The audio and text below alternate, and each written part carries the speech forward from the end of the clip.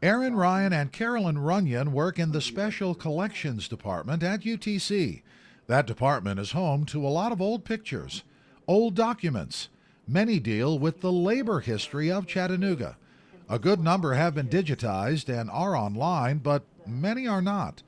Ryan and Runyon needed help digitizing these little gems, preserving history, if you will, so they applied for a grant, and that grant was approved.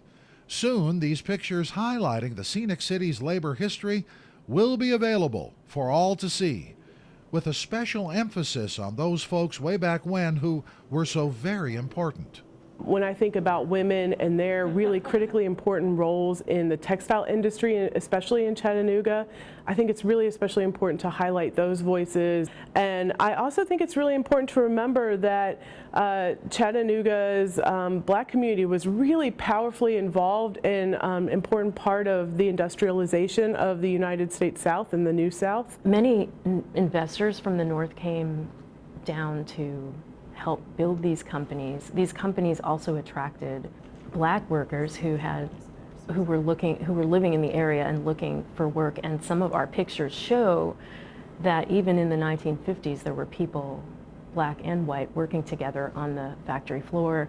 The department scaled down the number of pictures to be digitized to right around 200, plus over 100 various documents. For example, this is a recommendation letter for a woman named Edna Knight, that kind of thing. With the ongoing development of the South Side, most folks want these old buildings, these old dilapidated foundries, gone, out of here. However, as both Carolyn and Aaron say, without these buildings, way back then, Chattanooga would not be what it is today.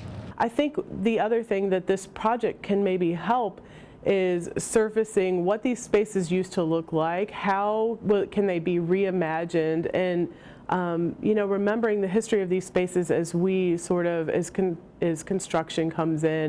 The department has already hired somebody to start the digitizing process next spring, putting that grant money to good use. From UTC, Dave Staley, News 12.